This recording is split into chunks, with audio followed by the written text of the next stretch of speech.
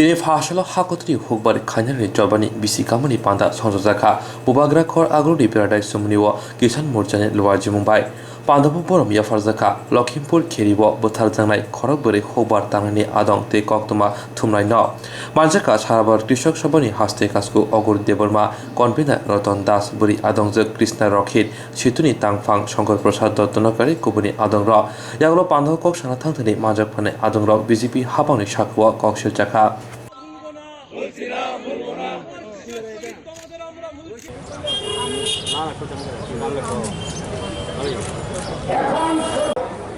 গোটা দেশে ফসলের দাম পায় না বলে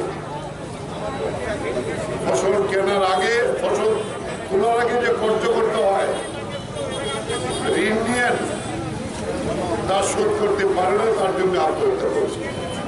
এই নরেন্দ্র মোদীর এই 10 বছরে 1 লক্ষের উপরে কৃষক আত্মহত্যা করেছে।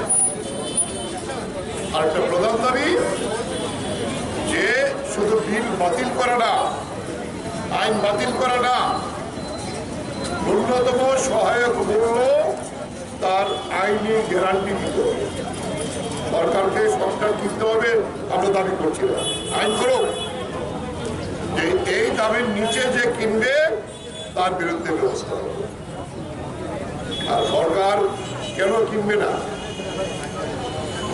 দ্বিতীয় দাবি যে আপনারা জানেন বিদ্যুৎ হলেও কৃষির আরেকটা অঙ্গ। জলসেচের জন্য বিদ্যুৎ এখন 80% 80% জায়গায় বিদ্যুৎ ব্যবহার হয়। বেসরকারি করলে এই বিদ্যুৎ হবে না, কৃষি শেষ হয়ে যাবে। এটাকে বাতিল করবে। এই আন্দোলন যখন হয়, আমরা যখন আন্দোলন করেছি সেই 26শে নভেম্বর 2020 আমাদের দেশের কেন্দ্রীয় ট্রেড ইউনিয়ন তারা দাবি করেছিল ঠিক কৃষকদের যেমন হাতে ভাতে মারা জমি নিয়ে যাওয়ার জন্য আইন করেছেন, ঠিক একইভাবে শ্রমিকদের আমাদের দেশের সংবিধানে, আমাদের দেশের আইনে 44টি শ্রম কোড ছিল, যাতে শ্রমিকরা মালিকদের বিরুদ্ধে লড়াই করতে পারতেন, অধিকার ছিল। এইটাকেও কমিয়ে 4টি আইন তৈরি করে ফেলেছিল, 4টি। আমরা এই দাবিও এই কৃষক আন্দোলনের পক্ষ থেকে করেছি। এখানে খুবই সংক্ষিপ্ত আলোচনা।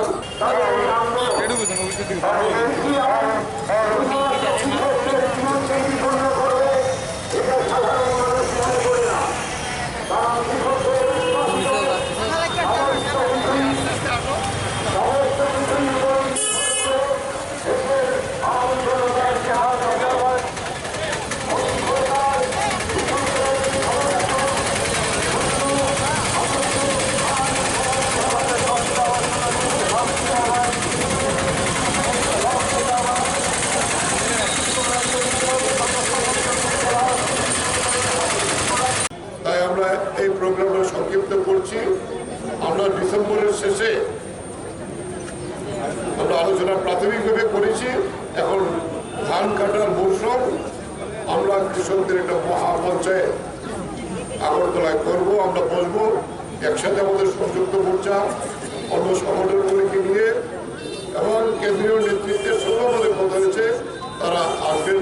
তখন আমরা সবাইকে নিয়ে বড় ধরনের একটা সভা শুরু করব। এইটা আমরা প্রতীকী হিসেবে আজকের দিনটি প্রতিপালন করছি। এবং আরেকটি সিদ্ধান্ত ছিল, এই আন্দোলন করতে গিয়ে 7 শতাধিক কৃষক সেখানে শহীদের মৃত্যুবরণ করেছে। তারা আন্দোলন করতে করতে মারা গেছে। সর্বশেষ দেশের ইতিহাসে জঘন্যতম যে ঘটনা এই আন্দোলনে ঘটল, 3 অক্টোবর উত্তরপ্রদেশের লক্ষ্মীপুর খনিতে টিকোনিয়া গ্রামে এই সংযুক্ত মোর্চার একটি সভা ছিল।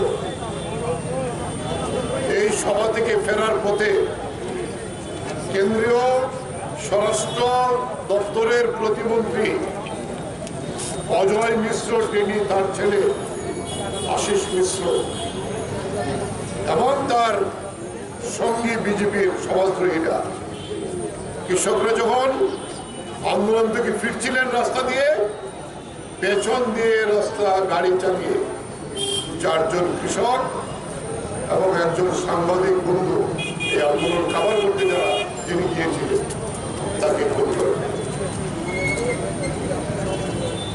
এটা জঘন্যতম ঘটনা। তাই সংযুক্ত মোর্চার সিদ্ধান্ত নিয়েছিলেন, বেশিরভাগই তারা পাঞ্জাব ধর্মের লোক, শিখ ধর্মের লোক, তাদের ভোট উৎসব হয় 12 তারিখ। সেখানে তারা এই অস্থি কলস আমাদের সংযুক্ত মোর্চার কৃষক নেতৃত্বরাতে তুলে দিয়েছিলেন এবং সেখানেই সিদ্ধান্ত হয় এই অস্থি কলস শুধু তাদের পরিবার না, তারা গোটা আন্দোলনের বীর সৈনিক। তাই দেশের প্রত্যেকটা জেলাতে এই অস্থি কলসকে শ্রদ্ধা জানানো হবে এবং এটা গুরুত্বপূর্ণ বিভিন্ন জায়গাতে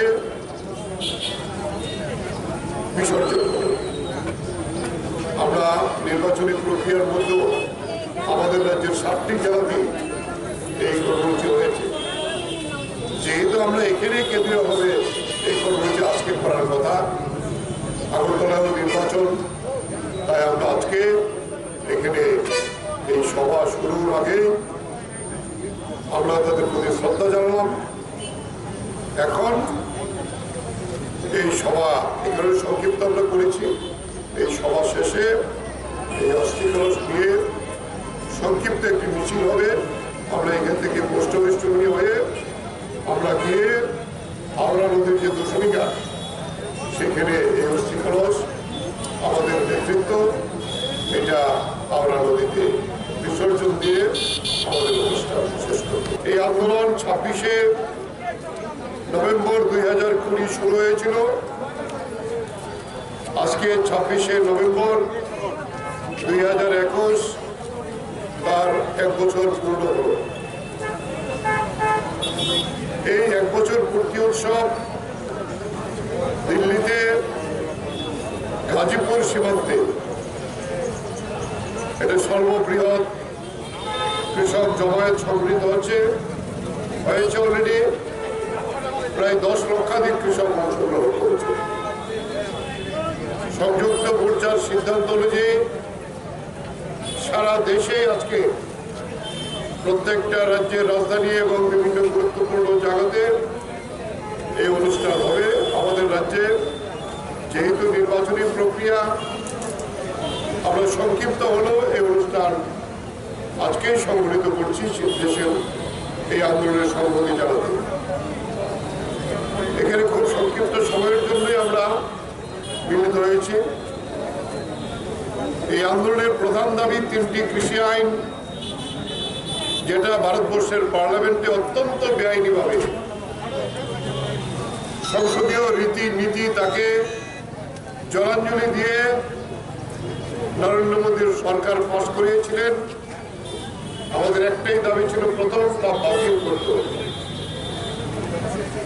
অনেক ছল চাতুরি এই আন্দোলনকে, খালিস্তানিরা আছেন, উগ্রবাদীরা আছেন, বিদেশি টাকা আসছে, অনেক বদনাম করার চেষ্টা করেছে।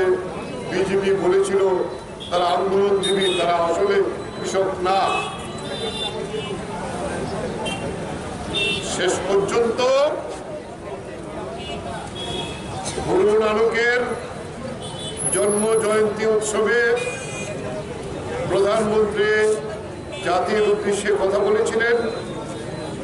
সেখানে তিনি হঠাৎ করে ঘোষণা দিলেন, যেটা গোটা দেশবাসী চমকে উঠেছে, যে এই যে চলতি কৃষক আন্দোলনের যে 3টি দাবি, 3 কৃষি আইন বিরোধী দাবি, যা আমি প্রত্যাহার করে দিলাম।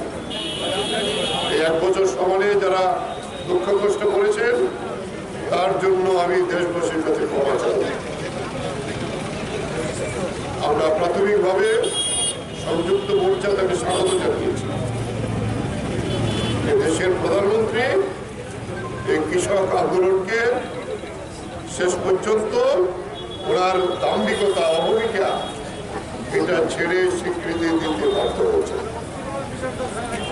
সাথে সাথে তার পরদিন সৌন্দর্য মোর্চার সভা হয়েছে। সেই সভায় সিদ্ধান্ত হয়েছে এই আন্দোলন শুধুমাত্র 3টি কৃষি আইন, যে আইন কালা কানুন, যে আইন দেশের কৃষিকে ধ্বংস করে কৃষিকে, জমিকে পুঁজিপতিদের হাতে তুলে দেওয়ার জন্য আইন, এটা বাতিল করা নিশ্চয়ই এটা প্রধান দাবি। তো আরেকটি গুরুত্বপূর্ণ দাবি হয়েছে আমাদের,